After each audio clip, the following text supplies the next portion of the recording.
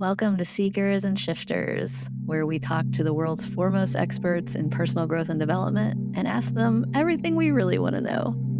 Hey there, Seekers and Shifters. Today's episode is with Ashley Armstrong. Ashley is an expert at helping people get through the time after success, that dark night of the soul that happens when you have all the big success and then you crash. She's got a new book coming out called Success Monster that's all about this exact topic. And I was so excited to talk to her. So I hope you really enjoy my conversation with Ashley Armstrong. Ashley, you want to say hi to everybody with the monster hand? If you're watching on YouTube, if you're listening, she's got a monster hand, and we're going to talk about it. I got a monster hand. Ashley, yes. Tell us who you are, what you do. Introduce yourself. Oh my gosh. Well, hello everybody. My name is Ashley Armstrong, the Hidden Rules expert, and I help ambitious individuals navigate the complex realities of success, aka the dark side. The dark side of success. I'm so excited to get into this.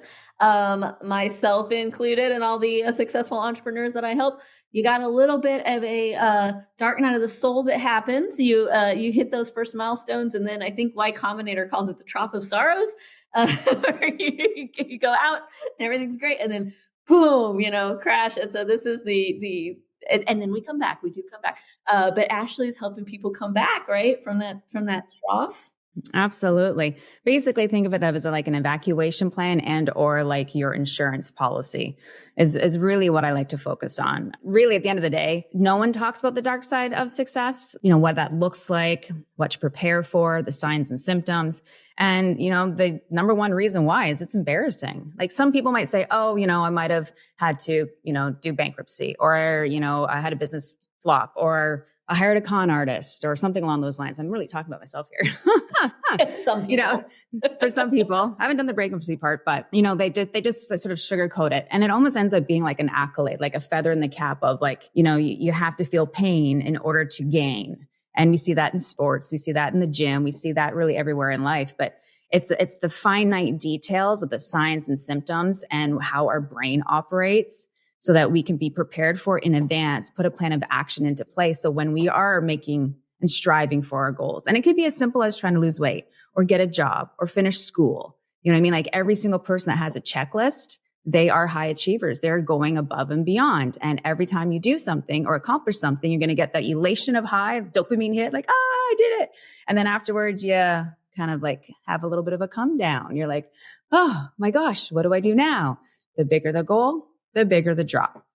And when you have a big drop, you can spin out, burn out, lose identity.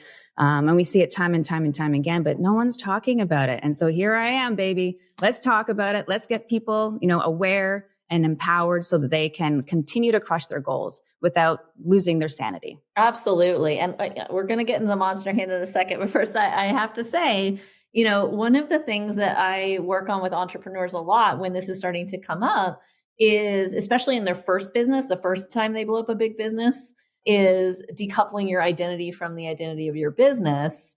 Because if the identity remains together, then you are just on this fucking roller coaster. And we all know, anyone who's been in business for any kind of amount of time knows sometimes it's great, sometimes it's stressful. And if you share the same identity as your business, you're going to be going like this all the time. So there is this process of starting to realize that, hey, I'm not my business. In fact, this is just one business of maybe many businesses that I'm going to have. Most businesses don't last forever. I can count on one hand the number of businesses I can even think of that have lasted more than like 100 years. You know what I mean? Most businesses don't last forever. They come and they go. And this is just a project that I'm doing. And it's, I'm going to learn from it, right? I have to find, I love this. Do you know this book called Reboot by Jerry Colonna? I love this book. I haven't read it, but I've definitely heard of it. Yes. Fantastic book. And it's about this, and it's about finding equanimity as an entrepreneur and like, how can I be steady even when the circumstances are going up and down, so that I don't fucking kill myself. And when I say fucking kill myself, guys, I'm serious, because this is a real problem. We don't talk about this. The suicide rate among entrepreneurs is super high. Yeah, it's actually, my story, my brand Success Monster, is based around that itself, coming from the complete depths of despair. And, you're absolutely right. And it's not just entrepreneurs. If you look at Olympic athletes, and I come from a pro athletic Olympic family, the percentage of Olympic athletes that spend their entire young lives to get to that point and they are not prepared with, their insurance policy. They're not, with their evacuation plan of what to do afterwards, how to handle it, that letdown. And the percentage of those who end up taking their lives is crazy. It's not okay. And that's, another reason why I'm definitely here to be like, we gotta fix something. We gotta change the way that society is posturing what success looks like, at the end of the day. What you end up looking at, I'm sure you've seen this, is that what I'm really trying to do is making sure that people don't end up killing themselves in order to rebirth themselves. And that's really apparent for entrepreneurs. Like we have Olympic athletes, we have people in, regular 9 to 5, we have, CEO, C-suites and whatnot. And they all follow the same sort of path. But especially in the entrepreneurial space, you will see that traditionally it's like the hustle culture is the go, right? And then, they end up sacrificing so much to get what they want. And, that whole additive is of like, you sacrifice the health to make all the money, then you spend all the money to, regain the health again. And we see that pattern over and over and over again. And so like, I'll put like a little thing out there. I'm sure you've seen it as well, Michelle, is that if you happen to be following someone on social media who say is a marketing expert or copywriter or funnels or whatever that might be, and you've been watching them for years, maybe you've taken their courses, maybe you're watching, whatever their other, podcasts or whatever that might be. And then all of a sudden out of the blue, they're like cold plunges, red light therapy, biohacking. And you're like, wait a minute, weren't we just talking about funnels like last week? And that's a real good example of, someone who's working their butt off to get what they want. And when they do accomplish their goals, or they get to a certain level where they're like, okay, I'm at a specific base here of my mountain. I'm going to set up camp for a little while. And they're like, I'm going to rejuvenate myself so I can continue to climb and decide what that next climb is going to be like. And that just seems to be like this crazy notion of this cycle that everyone's going through. And I'm trying to be like, every time you hit a new ladder, set up a little bit of a base camp and rejuvenate and pack the water, pack the nutrition as you're going along and moving forward. So it's an interesting thing how we're seeing this cycle, especially in the hustle culture that we have today. And I love that you're supporting people through that. And that's why we ended up connecting, because we're like, oh yeah, we're beating the same drum in a lot of regards. And I think it's so important. So it's so perfect that we're synergistically together today. Absolutely. And gosh, thank you so much for jumping on. Just a little behind the scenes, how the sausage is made. I had a cancellation today and I was like, Ashley, is there any chance you want to get on? She's here, which is amazing. That's how amazing Ashley Armstrong is, people. Oh, anything for you. Anything for you. Thank you. I love the base camp metaphor. I'm feeling a little attacked, a little called out right now because, some people that have been following me for a while or my friends are like, what the fuck are you doing this woo-woo podcast for?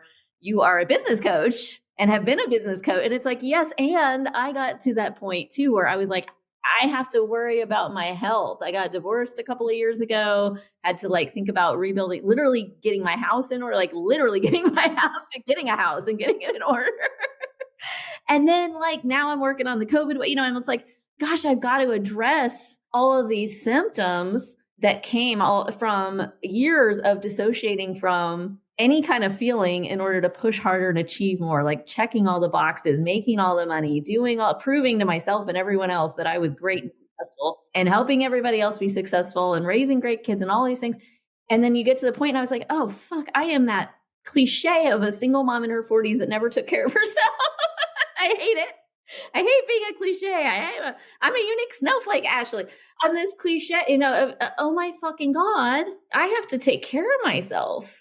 I would love to know, what was your tipping point? Like, what was it? Was it the divorce? Was it a business, thing that kind of blew up or like good? When I say blow up, that can be good or it could be bad.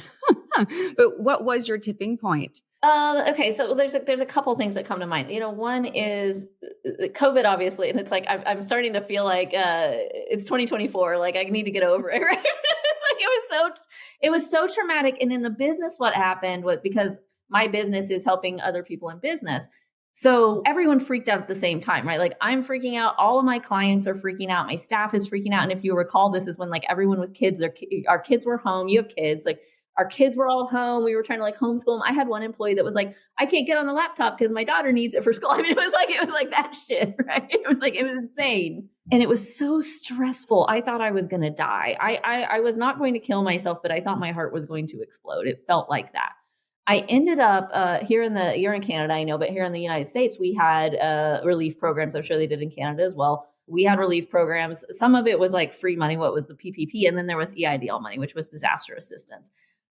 We all took it, not everybody. I took it. Okay. Cause I was like, oh my God, I have a whole staff. And I was thinking of my staff as like people who were dependent on me at this time.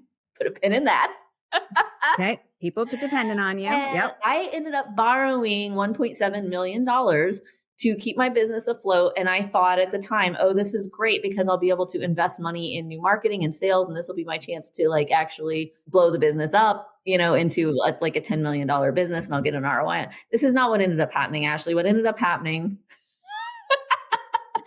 Bring it on. I love it. This is terrible great. For a couple of years with it. People that ended up not working for me anymore, don't want to talk to me anymore, think I'm an asshole. Like, and I'm sure I'm an asshole, guys. I'm sure I am. Right. But like the reality is now I'm on the hook for 30 years at $8,500 a month till I'm 71 years old to pay back money that I borrowed to keep other people employed for 2 years who do not even speak to me now. Oh my God. That's stressful, right? And so I got to this point where I'm trying to just, okay, it's me and a couple people, right? And we're just trying to get it going. And obviously with less people, it's harder to get it going. And I'm just like, okay, I'm just working to pay the loans. I can't even take money out. Luckily, when I made money, I built wealth outside the business. Thank God, real estate, stocks, etc. Because I was literally like cashing that stuff out to live because of what the business wasn't paying. I was just working to pay debt. And I was like, fuck, this is so stressful. And at a point it was like, okay, me working harder, me stressing out more is not going to fix this. And me dying of a heart attack is certainly not going to fucking fix this. The only way to fix this, I call it getting bigger than the problem. Getting bigger than the problem. If you're $2 million in debt and you make $10 million, $2 million in debt goes away, right? Just get bigger than the problem. How do you get bigger than the problem? Well, I have to be able to hold $10 million worth of space. What COVID showed me was I couldn't hold $1 to $2 million worth of space without fucking things up. I was not in that place mindset wise. I was in a place mindset wise that I could get to $1 million, $2 million, but I was not in a place mindset wise to get beyond it. Yes. Oh my God. The next level, leveling up, definitely. So here I think I'm like, whew, oh, look at me. I'm so great because I made $1 million or $2 million. When in reality, then when the shit hits the fan, oh no, I crumble and everything kind of falls apart, right? It takes that to show you sometimes, okay, I need to get to the next level beyond that. How am I going to do that? By actually figuring out what's fucked up about me, which there's a lot. Ooh. Yes. A lot. Yes. A lot of fucked up things about me. Folks who knew me in my 20s and 30s. Yes, I was not amazing all of the time. I did a lot of fucked up shit. And I justified a lot of I justified it. I've been the hero in my own story my whole fucking life, right? You have to get to the point on your personal development journey where you're ready to look at yourself and go, here are all the ways that I'm a jerk. Yes. Ding, ding, ding, ding. Honestly, we get along so well. It's just like, take the words right out of my head. Own it. Own it, girl. Yes, please. And thank you. Okay. Yeah. So we both got jerks on the podcast. We both have assholes on the podcast. We both have people who fucked up on your podcast. And that's why we hang out so well together. Yeah. I'm a jerk in so many ways. And I'm not saying that from a place of guilt or shame, but if you had asked me like 3 years ago when I really dove, I've been on a personal development journey for a long time, but I dove deep into like learning modalities so I could teach it to other people about 3 years ago. And I remember taking some of the first initial assessment stuff and it was like lots of guilt and shame came up. And I was like, I don't have any guilt or shame, which is your first flag. Yeah. I was like, that's not me. That's somebody else. I love myself. And then I started to get a couple layers deeper into the trauma and it was like, oh shit, here's some things that I really am not proud of. And it's okay to say, hey, I'm not proud of what I did or who I was or how I acted in this time, in this situation, in this place with these circumstances, instead of saying, well, anybody would have done that. Like maybe, but like, what standard do I want to hold myself to? Right. And it starts with then, okay, am I even in integrity with my physical health? Right. Am I even getting enough sleep at night? Am I even feeding myself? The years that I spent skipping meals and binge eating, dude, the years that I spent drinking and getting high, the years that I spent just, hey, it's fine if I sleep 4 hours a night, I can take stimulant medications. I can perform. Yeah. You can push through. You put your makeup on, your big girl pants and you get out there. And I did, man. Taylor Swift came out with that song that was like, that song where she's just like, lights, camera, bitch, smile. Like where she's even when you want to die. No, but I'm liking it already. I have to get into it. My kids aren't definitely into the Taylor Swift thing. So I'm a little behind, but I'm very much enjoying that one. So now I'm going to go look it up. She has this whole song about dissociating basically, which I'm sure she must have to do constantly to do what she does. And she fucking wrote a song about it because she's a genius and she writes a song about everything. Everything she experienced, she writes a song about, which is so fabulous. Yeah. Yeah. So Now I it's want like to you're write a still song about fucked up, success but like monster. at least you're That'd writing be a good. song about it. Like Yeah. she said. You're making it public. You're making sure people understand they're not alone, and, you're not perfect. I want to get into this with you because we can talk about these things. And I do think it's so important to share these things and be vulnerable. And you can talk about your bankruptcy or whatever, right? Whatever. Like, and we say, oh gosh, there's a dark side to it. And there's a light side after that, right? Because to me, my favorite thing about the entrepreneurial journey is the person that you become going through it, right? And it's like, if you said, oh, would you do anything differently? Sure, there are things I would do differently, but would I take it all back? No. I'm in the best place in my life I've ever been, and I think it's only getting better. And a lot of that is because of these things that I went through. And I'm sure you would say the same thing. So I don't want people listening to this to be like, I shouldn't ever try. If I haven't had any entrepreneurial success or any other type of success, I shouldn't try for success because then it's just going to crash and it's just going to be awful. There's another side after that too, right? There is. And we call it in my family, it's flexing your failure muscle. And, it's like going to the gym. You got to to your point, you're like, oh, my muscles are sore because you're starting to do a new workout plan.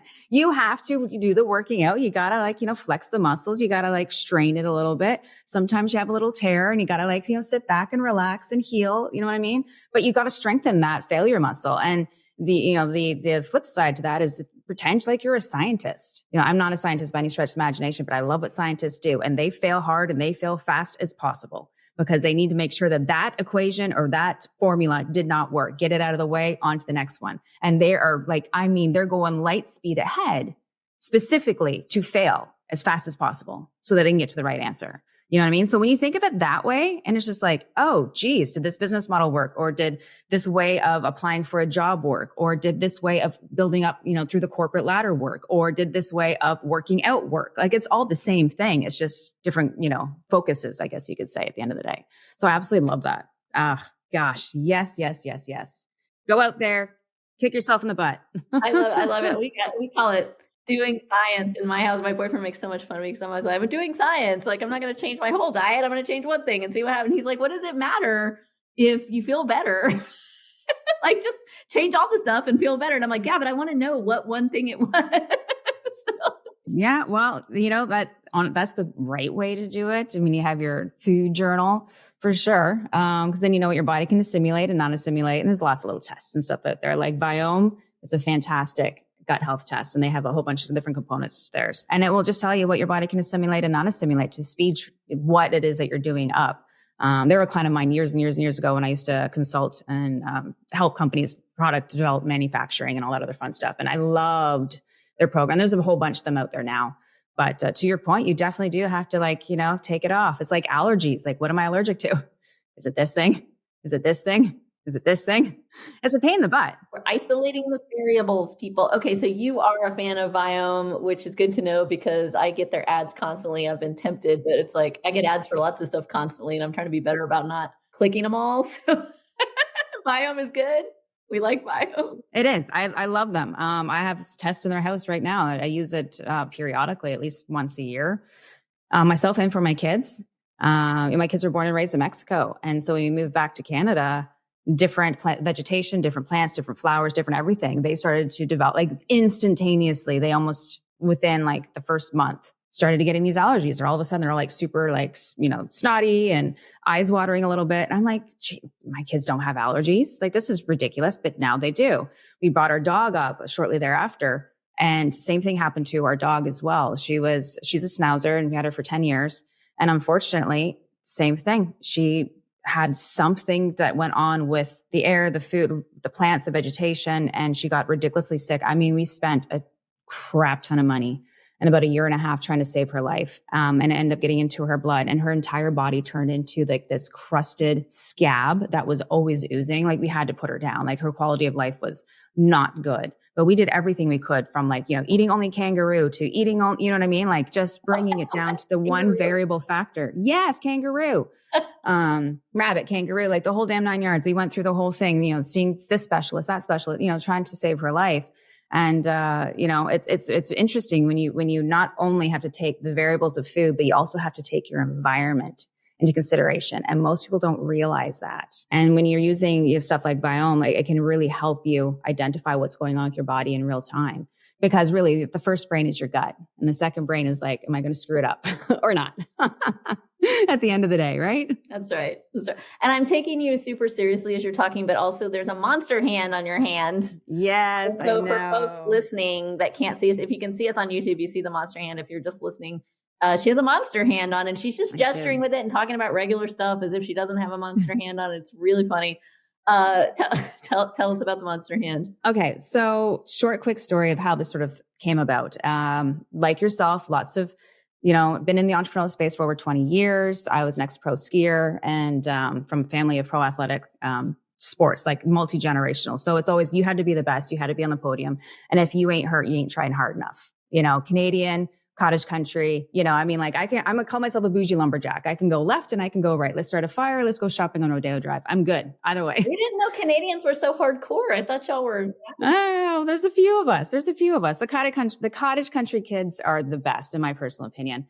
But, I did stop being on snow, moved to Mexico, started a family, created a community down there of moms. There's 2,500 local moms in Cabo. And so I was very much a community leader and helping people start businesses, deal with their children. I was the local childbirth educator, as well as a local naturopath or natural health practitioner. This is like 18, 20 years ago, very long time ago. And, going through the highs and lows of motherhood and dealing with other people and in a country where I didn't speak the language. So I'm just seeing, patterns of things that are happening here. Then I was in manufacturing, product development, and that not only building my own physical products and launching and selling them online extremely successfully. I also moved over to consulting companies, which Biome happened to be one of them. Again, this is like when they were just getting going. And then I got a knock on the door from one of the guys that I had done tons of projects with over the last decade. And he's just like, hey, we're doing this new project. We want you to come on board. I'm like, I'm all over national television. I'm doing my thing. Like, there's no freaking way I'm going to drop what I'm doing to come on over. But after 4 months of persuasion, I did decide to get involved. And we kind of built, it's an online training program. And we happen to be one of the largest in the world right now for what it is that we do. And we built the plane as it was falling. And out of the blue, we just went to the moon. It was like completely out of left field. We broke all world digital marketing launch results. We did, huge amount of money in a very short period of time. We got members from 130 countries around the world. Again, we put out the best quality of stuff and we really love our members, but it was such a quick and fast win. And then market fluctuation changed. Then, of course, COVID, like all these variable factors, my kids, same thing. And now I have to, homeschool my kids, like all these things sort of happened. And I had this biggest, most accolade goal I've ever wanted to accomplish as an entrepreneur. And I achieved it. And I was like, I can die happy tomorrow now because I have accomplished everything I've ever wanted to. But, I've spent 20 some odd years to hit this massively huge goal that I had in my back of my mind. Like, will I make it? Will I not make it? I don't really know.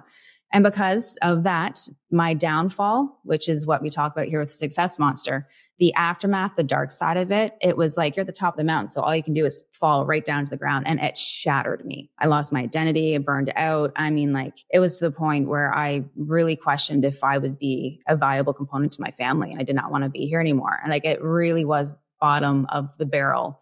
And so long story short, coming out of that and being an athlete, we do detecting and correcting all the time in the athletic space. Every single day, you self-assess, you self-analyze what worked, what didn't work, and then make those adjustments, kind of like a scientist. And so I've, with my personal, development journey, that I started basically at the age of 15. I'm 42 now. It got me to a point where I had just the right people in my life, luckily, who helped me look at what I do best. And what I do best is hold a mirror up to my face and be like, what did you do? And you need to be honest with yourself here. And then, we can see the patterns when you're looking back. And so I realized there are highs and lows, postpartum depression after having babies, highs and lows. Every time you accomplish a goal, high and low. Every time you get a win in business, you feel elated. Then it's like, now what do I do? It's like, I go to the gym, I learn how to do this thing. I'm doing Pilates. I you know what I mean? Like all these, every single thing that I make a decision with in my life, there is a dopamine hit. There's adrenaline hit. There's highs. There's this, brain drugs that are just mind drugs, as I like to call them, just constantly pumping into our systems. And if we're not paying attention to how they start and why they start and what they feel like going in, what they feel like when they're having a party, inside your body and what they feel like when they come out. You can't catch the signs and symptoms of going, oh, I understand that. Oh, it's going to go away. Oh, it's just going to kind of come out. And so the whole premise of Success Monster was it's a shadow inside of me. We all have it, the good and the bad. It helps us get exactly what we want, especially for us high achievers, those who are ambitious, those who are willing to do whatever it takes to get it done. But at the same side, if you completely leave that monster unchecked, it will devour you whole. And that's what we're seeing with Olympic athletes. That's what we're seeing with people, like, especially, we see podcast interviews of those who maybe in the movie industry, I have the best movie, I have the title, I have the house, I have the wife, I have the children, but I'm not happy. And everyone's like, well, how can you not be happy? It's, well, they're freaking human, for crying out loud. Like, Jesus Christ, like, the person is going to have an up and then they're going to have a down. And so my best friend, who has been my best friend since college, and she's been able to handle the quirkiness of Ashley. She is an Emmy award-winning FX makeup artist, so prosthetics. Oh yeah, I saw this. She won something. Yes, she won the Emmy actually just last weekend for Shogun, which Shogun, the TV show, just swept the nation for everything. And then actually my other friend, who happens to also be our hairdresser on the side, because, when there's no movies around, what else do you do? She also won an Emmy. So I'm like surrounded by these amazing people who are winning Emmys everywhere. But long story short, my girlfriend and I were just like, I need a brand identifier that showcases that I have a monster and I'm publicly willing to say that I screw up and I'm kind of crazy and I'm and my monster is a part of me, but I'm going to name it. I'm going to identify it. I'm going to own it. And that's going to use it as like, this is me. And it's all of me. And all of me is beautifully perfect. So this monster glove was designed and hand custom made by my girlfriend, Brianna Leto. So yeah, that's how it came about. Makeup artist. Prosthetics. Yeah. FX makeup artist. So it's not makeup. That's the crazy, like, the prosthetics. Shogun. Yeah. Sorry. My ignorance is showing, but yeah, there's a big difference. I would say the same thing. And she's like, no. I make the crazy looking aliens and the crazy gun wounds and the heads chopped off and the eyeballs bleeding out, and whatnot. And yeah, so she just is the most amazing human being ever, who's just always been rallying around me. And so this is what we came up with. So that is so cool. My lovely little brand identifier. So every time you see me when we're talking about Success Monster, I always make sure I show up who I am inside and out. That is so much cooler than I even thought it was going to be. Now I am jealous and I want a brand identifier made by Emmy award-winning prosthetic artist Brianna. If you're listening. Oh, okay. I'll connect you. If you're listening, call See me. If she's not on a movie shoot right now. If you're not too busy with Shogun and winning Emmys, Michelle. Oh my God. Honestly, she just spent like 4 months in Thailand doing the Predator TV show. I mean, like the things that this woman does. She works with everyone and anyone and she never talks about it. Which I just, the Canadian way, obviously, right? And we're just like the Canadian way, we say sorry a lot and, try to be as nice as possible and keep it on the down low. You show with your actions, not with your words. I have to tell, this has nothing to do with anything except being Canadian, but I was in Toronto a few weeks ago. That's where we were together. And I went out to dinner with my friend, Ronsley, the first night. And we were sitting up at dinner up on this really cool roof because Ronsley's very cool, right? And he knows the cool spots and he like knew the owner of the restaurant, whatever. So he takes me to this. I mean, it's great. Not whatever. You're great. And I wasn't invited. Okay, keep going. Love you. So we go to this very hip restaurant, like too hip for me to be there, right? Kind of place. And we're eating all the food. And next to us are what I can only describe as like Canadian finance bros. And they're everything like the finance bros that I know and love. And they're talking about all the finance bros. They're maybe in their 20s and they're talking about all the money they make and the girls and the, whatever. But they're doing it in like Canadian language. And it was so funny to me because it was all very sweet and polite and nice. Oh, that's interesting. Well, there's always bad apples that rot the barrel for sure. But I'm glad that you had that experience. That's great. No, it was hysterical. They were like talking so politely about all the money, and all the girls. Sorry. Love y'all. Anyway, back to the subject at hand. We hear all the time about especially people as kids. I mean, you brought up Olympic athletes who are often training from a very young age. Child stars you hear about getting really famous and burning out. So we hear about this arc in children and young people and, maybe they got too much before they could handle it. But this is something that also happens with grownups, with grown adults, with entrepreneurs in their 20s, 40s, 50s. 60s, 70s, all the above. Right. I tend to work with mostly people that are late 20s to early 50s kind of age. most of my clients have children, are working parents, and the pressure to provide for the family is huge, especially with a lot of my male clients, but even with my women clients too. A lot of times are the breadwinners of the family lifestyle now depends on this entrepreneur. Sometimes the lifestyle creep has crept, like the kids are in an expensive private school or, whatever it is, right? The spouse has stopped working.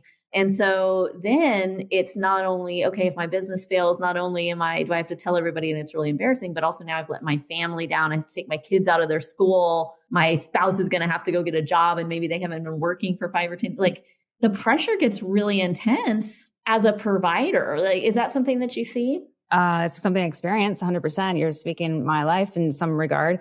I am blessed that my spouse and I, we both, it's almost like when we kind of take positions, I'm in charge and I can handle and whatever. And so there's that balancing act, which is really nice. But there was definitely time where I'm just like, I need you here, to help with the kids as I'm crushing 18-hour days, just trying to get stuff done and to maintain, you nailed it, to try to maintain a lifestyle that everyone's used to, especially when you have preteens and teens. My kids are now teenagers. And it's like this extra added weight and pressure, not only for your self-identity, because to your point you had said earlier, we tie ourselves and our identity to the projects that we're working on. No different than someone who ties themselves to being a professional athlete of a sports team or, a CEO of a company. We all tie ourselves to the things that we do. And I know you probably resonate with this as well. Whenever we go out and we're in these networking events, I dread the question, what is it that you do?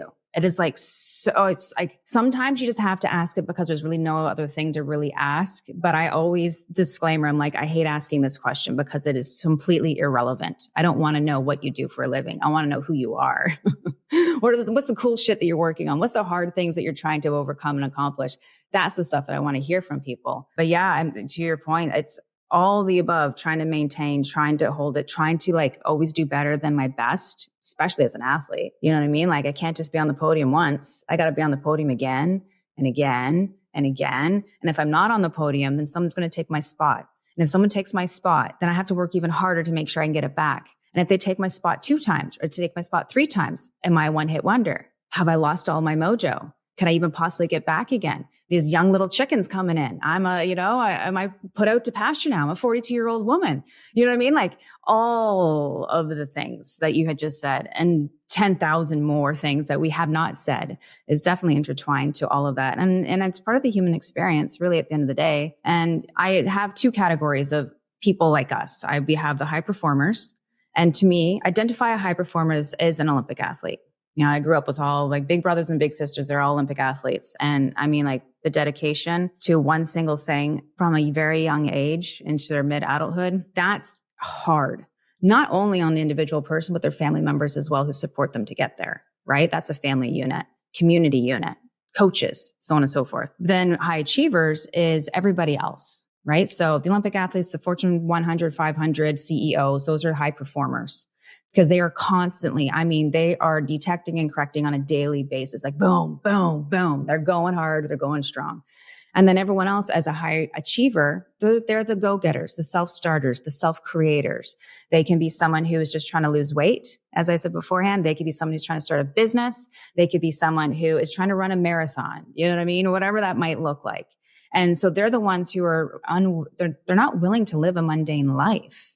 They're willing to push themselves just a little bit harder, a little bit further. It doesn't mean it's happening on a daily basis. Maybe it's not happening on a weekly basis, but they're not sitting on their butt doing nothing, being an empty shell as a human being waiting until they die. They're I got one life to live. Let's go do something with it. 24 hours is going to pass by anyways. What do I want to do in this next 24 hours? Do I want to rest, rejuvenate, recharge? Do I want to connect with loved ones? Do I want to fill my emotional core up? Do I want to have a strategy call? Do I want to have, whatever that might be? And so that's the distinction between the two of them. And to your point, if we can kind of identify and separate and, to the scientist in your just get down to the common denominating factor and just break it down, small, tiny little steps, then we will have a better idea of how we want to move forward in life and be around the right people who are able to do such a thing. And so the question of what is it that you do never really ends up being on the table because it's who you are and what do you represent and And what are you doing in this one life that you're going to be doing rather than what do you do for making money? I love that you brought that up because I think one of the pivotal midlife shifts that folks make when they're on this personal growth journey is from doing to being, right? The first half of our life, we are judged by our doing. You know, what did you do? What kind of degree did you get? What kind of job did you get? Did you get married? Did you have kids? We're checking all the boxes, you know, gosh, if you're an athlete, all that stuff. And then you get to a point where maybe you did all that stuff or you didn't do all that stuff or whatever, but you're 40 something and you go, okay, cool. The rest of my life actually gets to be kind of wide open. There's not this same path, this same prescriptive path, you know, unless I'm in some type of a fundamentalist religion or something, there's not a prescriptive path for what I do next. Right. So what do I do? And then if people only have a doing mentality, that's when you see what they call, you know, like the midlife crisis or the breakdown or because it's who am I now if I'm not doing these things versus who am I being? Who do I want to be? Who am I being now? And when I think about like, who do I want to be? It doesn't have anything to do with what I'm doing, right? Who I want to be is kind, loving. Who I want to be is at peace, right? Who I want to be is here. And ironically, by the way, all that other success comes more and in a more fulfilling way when you are being who you want to be first, right? There's so much identity wrapped up in what you said. Who am I without this spot on the podium? Who am I without this award? Who am I without? This is something that comes up when I'm working with clients, even when there's something that they want to shift that they know isn't good or isn't healthy. Let's say it's an addiction or something like that, right? When we start to dig into the unconscious, we ask questions like, are you ready to let that go? Sometimes the unconscious says no. We say, why not? And the answer is always something like, because I don't know who I would be without it. And it's scarier to not know who I will be without it than it is to know that I'm going to be an alcoholic or whatever it is that I am right now that I don't want to shift, right? It's that fear of the unknown is so pervasive and it keeps people in a lot of fucked up shit, a lot of fucked up patterns, a lot of unhealthiness, right? Yeah, it does. There's a million reasons as to why we have that. We're not going to be able to even spend, a whole year discussing all the damn topics, and because I only know what I know and what I know is what I don't know. And what I know now, I'm going to learn tomorrow that I don't know something today. You know what I mean? Like we're always in this space of figuring things out and whatnot. And, to your point, like that's one of the reasons, like who are you and what are you doing? And when I turned 40, I was doing a lot of TV in the US on one show that was hit between, 40% of the population saw that show. And when I turned 40, I'm like celebrating this thing. So this just kind of comes to your point. On Facebook, okay, we're older, so I'm on Facebook, people. I'm on Facebook. And all the people that I went to high school, all the women that I went to high school with, they're like, oh my God, I'm turning 40. I can't believe it. I'm a cougar now. And they're really scared. And they're like, it's so negative. You know what I mean? Like they're just, again, there's predispositions to all of this. We're not going to point any fingers, but they're just dreading getting older. And I'm just like the complete opposite. I'm like, I love getting older because older means wiser, means I've had more times where I got shit kickings in the mouth and I've learned my lesson from it. I learned my P's and Q's a little bit more, but I've got to like really ground myself in who I want to be and how I want to, be, to your point of what you had just said. And so I ended up doing this one TV segment, it was called 40-Year-Old Women Fucking Rock. But they had to take the fucking out for obvious reasons because it's national television. And that segment ended up having like the biggest blow up. I mean, like everyone was like, the TV station was getting so many like call-ins and stuff like that. Just like, oh my gosh, it's so great to see someone, talking about how being in your 40s is the best you could possibly be. Like you really know who you are. And to my viewpoint of it is like 0 to 20, you're a child. And 20 to 30, you're a teenager where you're screwing up, you're making 30 to 40, you're finally starting to realize that you are a piece of the universe. You are a vibration tendency of like who you are and what you do and who you hang around with. And now is the time to figure out that intrinsic value a little bit. So you start going on that journey. Not everyone does, but I did. So as soon as I hit 30, like a fire was lit underneath my ass. That not only for business, but also for, personal stuff as well. And I also was a young mom, so I did it for my kids.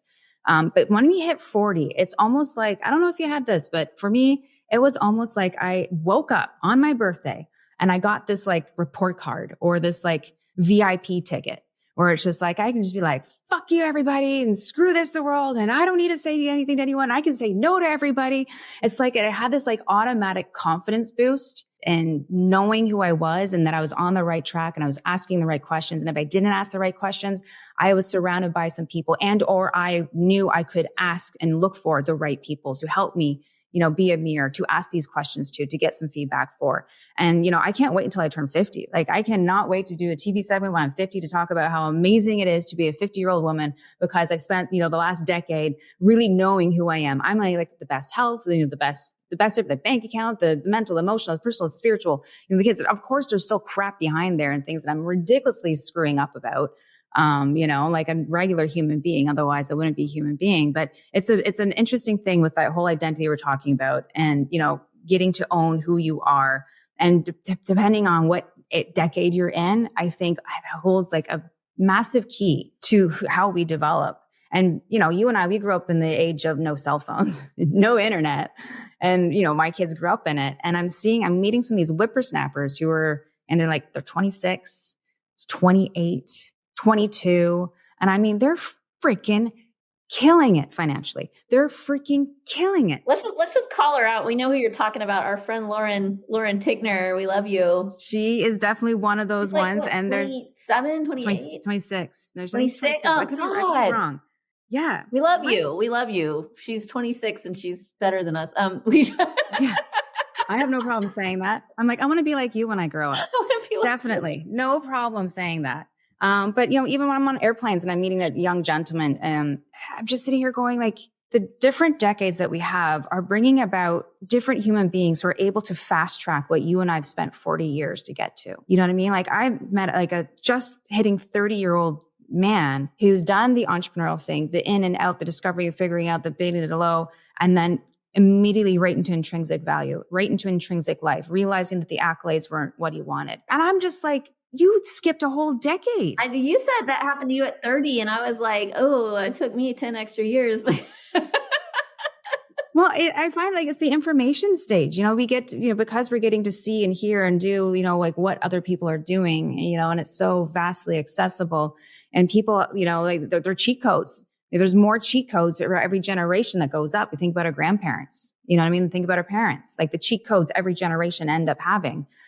Compared to the cheat codes that the kids nowadays have. Who knows what the future's going to hold, but it's just a really interesting thing when we start like chunking it down and seeing patterns. I'm a pattern recognizing person. Like, that's really what I do at the end of the day. It's just like, what am I seeing? Is it happening again and again? And how can we kind of help it? And so, with the Success Monster brand, figuring out that pattern and seeing it's not only me, it's every other person, it's you, it's all our friends, it's all our family. And of course, people who happen to have higher skilled jobs or placements or experience or successes, they will experience in more rapid paced level. We need to figure out how we can really quickly get the information we need to move forward. And so what I end up doing is I help people identify what their Success Monster archetype is. And there's 9 of them. So how do you operate as a high achiever? Knowing who you are now allows you to figure out how you can move forward. And that's what I was talking about being 40. I know who I am now. I really love who I am. I think I'm the fucking best person in the whole world. If I wasn't friends with me, I would be ridiculous. Like, I would want to be friends with me. And I think that's a really beautiful place to come from. If you can say that about yourself, you're on a good path. If you can't say that about yourself just yet, that's okay. Just keep moving towards being the best version you can be to be the best friend to yourself, right? And then after that, what we do is we apply the five key elements of the Monster Technique that helps you move through life and move through goals as you're working towards them. And then the come down, that downfall that we have after them. And it's just so everyone understands, the monster is not spelt like a traditional monster. Take out the vowels. So it's MNSTR. And it's an acronym. So mindset, neurochemical understanding, satisfaction, intrinsic versus extrinsic, treadmill, which is the hedonic treadmill and their happiness baseline, and restoration of motivation and wellness. And so it's not new information. It's everything that we all know, but it's packaged in a really simplistic formulaic method that when you're like freaking the F out, you can just be like, MNSTR. Where am I at? My mindset is a good, bad, and ugly. 1 out of 10. Neurochemical understanding. Where are the mind drugs in my body right now? Are they like going on a high? Am I on a come down right now? It's okay. It's just going to pass through. This is totally normal. Just take a step outside. That kind of thing. Satisfaction. Am I doing this for accolades or am I doing this for my own paternal peace? Treadmill. It's like the treadmill is what we as entrepreneurs are constantly on. We are running on the spot and we're not getting anywhere, chasing this bloody ass carrot. That's like, we're going to more and more and more. I get this one goal and I want to go for a bigger goal. I want to go for a bigger goal. I want to do it again. I want to, surpass what I did beforehand, and understanding that their happiness baseline is like a heartbeat. Like, it's just You are born and like you're born with a baseline of happiness. It's predisposition that you're a happy, go lucky person, or maybe not so much so. But you can increase that if you understand that your life's a heartbeat. Like when you're happy, it goes up, and then you're going to come back to the baseline, no matter how happy you are. And then when shit hits the fan, you're going to go down below the baseline. And you're going to eventually come back up to the baseline. Eventually, because that's the cycle of a heartbeat. That's the cycle of life. It doesn't move. You're dead. It's like stagnant water. Right. So understanding like where your happiness baseline is and recognizing it whenever it's good and bad and ugly, it can help you move forward. And the restoration of motivation and wellness is, really just that, making sure that we're taking care of ourselves, our body, our environment, setting ourselves up for success. And the motivation aspect is, we all know that, especially high achievers, you don't wait for motivation to do something. You do things in order for motivation to happen. And the formula for that is love, target, grit. And you just ask yourself, how much do I love what it is that I'm doing, this goal that I'm going after? And, do I have the target for it? Target, and how much do I love it? And then grit, are you going to go through the emotional craziness that's going to happen going after that goal? Are you willing to eat shit, as they say? If you're willing to eat shit, the target is good and you love it, like a passion project, like no tomorrow, you would never give up. And you're willing to go through a hell and an a storm and come back out of it, then that is a goal that you should continue to go after, because the motivation will end up coming. And that's slightly long-winded, but you can go take a test. It's about 5 minutes to figure out what your archetype is. And then you're moving into what the monster technique is, which is just like, having a panic attack, count backwards from 10. The MNSTR is that framework and that technique that just kind of help people like in real time right now, taking everything that you've already learned and just putting it down into like one tiny, like 5 little letters. And that's what helps you like identify your monster and move forward with it as your best friend rather than as your foe. I love this. And I hate that we're coming on time because I could talk to you for like 17 more hours, but I know, right? Where can our listeners go if they want to take the Success Monster archetype test or find you, follow you? Yeah. Okay. So, for me, it's ashleyarmstrong.hiddenrules for Instagram, or thehiddenrulesexpert.com for myself. But for the Success Monster archetype, it's successmnstrquiz.com. And that's how you can jump in there. Currently it's free for everyone at this very moment in time to get in there and figure out who they are and how they operate. The good side and the bad side, the sabotaging side. Everyone loves the sabotaging side. So hey, tell me what I'm doing to sabotage myself. So that's a good aspect for there. And then the same name, Success Monster book is actually being published October 17th. So it's coming out in 10 days. It's based on my TED Talk. All this is based on I started with the TED Talk here, folks. And the book's coming out in about 10 days, October 17th. So yeah, the Success Monster brand is starting to hit the mainstream. And I hope to God that it will be a household name when someone's freaking out or they do something crazy, that's just my monster talking right now. It's not a big deal. I got it. My monster. And by the time this comes out, that book will be out. So go get that book. Support our friend Ashley. This has been really cool, really amazing. I'm going to go take this Success Monster test and order Viome as soon as we get off. It's, it's identifiers. Identifiers help us make actionable steps sometimes. You just need a little bit of a reflection at the end of the day. So yes, definitely do the Success Monster quiz. I would love to know what your archetype is. Oh, I'll message you. I'll tell you what my archetype is. Because of course I can guess what it is, but most people they're like, oh, I did not realize that. And then when they get the book, I identify all 9 of them in the book. They're like, oh, I identify with this one and this one. And the thing is that if you come back to that 6 months later, because we're all human beings and we change, they start realizing that they're shifting a little bit. Their person, what they're doing in their lives and whatnot, because we're fluid, right? We're not stagnant. We're fluid. So it's a lot of fun. And, I've had a lot of really great feedback, and I would love your feedback, and everyone else here who's listening as well. Let us know. # Success Monster MNSTR. And I would love to get in contact and see what everyone's doing and how they're loving it. Absolutely. Ashley, thank you so much for being on. We loved having you on. We'll have to have you back soon. And my pleasure. Everybody else, we'll see you next time. Bye for now.